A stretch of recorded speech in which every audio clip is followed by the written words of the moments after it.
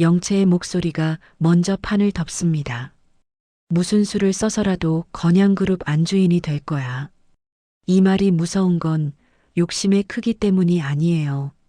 이 말은 감정을 끝내고 결론을 시작하겠다는 선언이기 때문입니다. 안주인은 사랑으로 얻는 자리가 아니라 누군가를 밀어내고 차지하는 자리죠. 그리고 그 자리를 차지하려면 한 가지가 필요합니다. 사람의 마음이 아니라 사람을 움직이게 만드는 종이 한 장. 증거, 진본, 서류, 그리고 누군가의 입.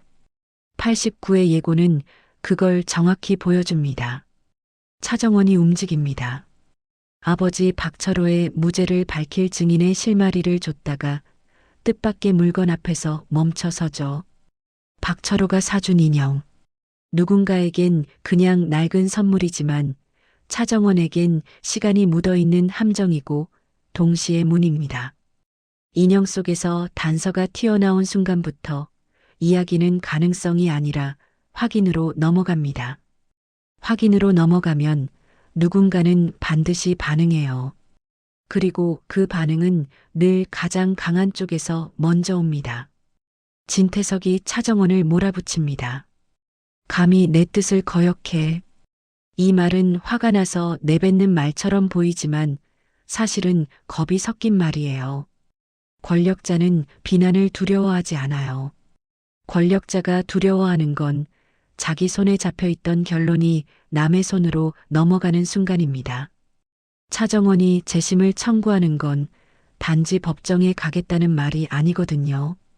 재심은 질문을 다시 묻는 게 아니라 죄의 방향을 다시 꽂는 칼입니다. 기범이 무죄가 되는 순간 누군가는 그 죄를 대신 짊어져야 해요. 그러니 진태석은 차정원을 막아야 합니다. 차정원이 인형에서 건져 올린 게 진짜인지 가짜인지 따지기 전에 일단 못 열게 해야 하죠. 차정원 곁에는 주하늘이 있습니다. 정원과 하늘은 기범의 무죄를 입증할 결정적 증언을 확보하고 재심을 대비합니다. 여기서 예고가 주는 긴장감은 단순합니다. 증언이란 건 그 자체로 사람을 쓰러뜨리는 무기가 아니라 사람들 사이의 침묵을 깨는 폭죽이에요.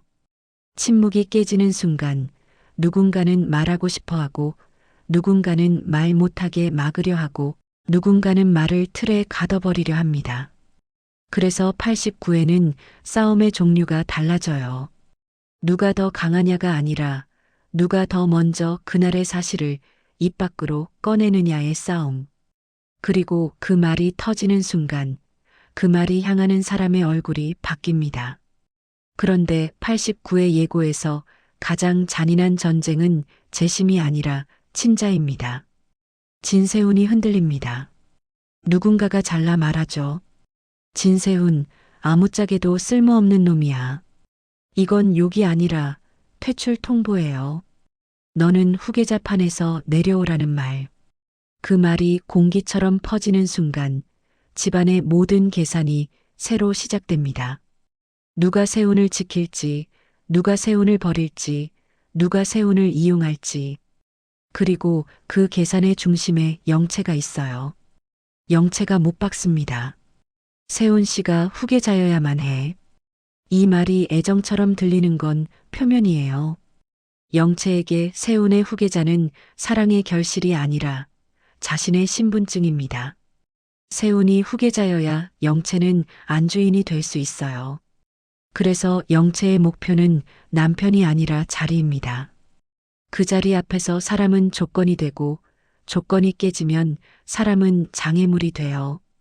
그때 공난숙에게 진본이 들킵니다. 유전자 검사 결과의 진본. 여기서 중요한 건 결과가 뭐냐가 아닙니다. 진본이라는 단어가 가진 폭발력이에요. 진본이 존재한다는 건 그동안 누군가가 숨겼다는 뜻이죠. 숨겼다면 이유가 있어요. 누군가를 지키기 위해 숨겼든, 누군가를 끌어내리기 위해 숨겼든, 혹은 누군가의 자리를 고정시키기 위해 숨겼든. 그러니 진본이 드러나는 순간부터 이 싸움은 가족 간 갈등이 아니라 증거 전쟁으로 바뀝니다. 서류는 누구 편도 아니에요. 서류는 쥔 사람 편입니다. 그리고 공난숙은 그런 싸움에 특화된 인물이죠. 공난숙이 진본을 확인한 순간 그는 결과를 읽기 전에 이미 결론을 계산합니다. 이 진본으로 누구를 묶을지, 누구를 풀지, 누구의 입을 열게 할지, 여기서 영채의 선언이 다시 칼이 됩니다. 무슨 수를 써서라도 영채가 무슨 수를 쓰려면 가장 먼저 해야 할 일은 단 하나예요. 진본을 나쁜 결과로 만들지 않고 쓸 수 있는 결과로 만들어야 합니다. 진본을 없앨 수도 있고, 진본의 해석을 바꿀 수도 있고, 진본을 들고 있는 사람을 흔들 수도 있죠. 그러니 영채는 이제 선택해야 합니다. 공난숙과 손을 잡을지, 공난숙을 속일지, 공난숙에게 먼저 상처를 낼지. 안주인의 길은 협력이 아니라 먼저 칼을 쥐는 쪽이 유리해요. 게다가 영채의 등 뒤에는 불길한 촉이 따라붙습니다. 홍 셰프가 말하죠. 저 아이한테서 피 냄새가 나. 이 대사는 점괘처럼 들리지만 사실상 확신의 경고예요. 누군가가 이미 감춰진 조각을 냄새로 맡았다는 뜻. 확신이 생기면 다음은 질문이 아니라 추궁입니다. 추궁이 시작되면 누군가는 반드시 막습니다.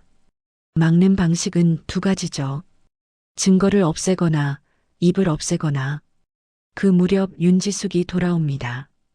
감금되어 있다가 탈출한 윤지숙이 차정원과 재회합니다. 어디 다친 데는? 이 한마디는 걱정처럼 들리지만 사실은 확인이에요. 윤지숙이 살아 돌아왔다는 건 누군가가 지우려 했던 것이 완전히 지워지지 않았다는 뜻이니까요. 그리고 윤지숙은 그냥 돌아온 인물이 아닙니다. 감금은 우연이 아니었을 거예요. 누군가가 윤지숙의 입을 막아야 할 이유가 있었던 거죠. 그러면 윤지숙은 피해자가 아니라 누군가에겐 증거를 가진 사람입니다. 그 사람이 차정원 앞에 선 순간 재심 라인은 증언을 넘어 생존 증언이 됩니다. 누군가가 반드시 다시 손을 뻗을 수밖에 없어요. 그 손이 진태석에게서 뻗어나옵니다. 진태석은 더 노골적인 방식으로 판을 붙잡습니다. 조미양, 내 손에 있어. 그리고 윤지숙을 빌미로 황성대를 협박하죠. 이건 사건을 해결하려는 방식이 아니라 결론을 강제로 찍어내는 방식입니다. 증거를 지우는 게 아니라 사람을 쥐고 내가 이렇게 말하게 만들어라고 조종하는 방식. 이 말이 나온 순간부터 89회는 진범이 누구냐가 아니라 누가 인질을 쥐었느냐로 공기가 바뀝니다. 인질이 등장하면 진실은 뒤로 밀려요. 대신 거래가 앞으로 나옵니다. 무릎 꿇을 것인가, 입을 닫을 것인가, 누군가를 버릴 것인가. 그 와중에 한혜라가 진태석을 압박합니다. 당신 진범 아니라면서? 이 대사는 질문이 아니에요. 나는 너를 믿지 않는다는 선언이죠. 집안에서 신뢰가 깨지는 순간 권력은 바깥의 적보다 안쪽의 균열 때문에 무너집니다. 한혜라의 압박은 감정이 아니라 계산이에요. 진태석이 흔들리는 순간 그 흔들림을 이용해 누군가는 자기 자리를 더 단단하게 만들 수 있으니까요. 그래서 89회는 부부 싸움이 아니라 집안의 권력 재배치에 가깝습니다. 누가 중심이 될지, 누가 밀려날지, 누가 진본을 손에 넣을지. 이제 모든 선이 하나로 모입니다.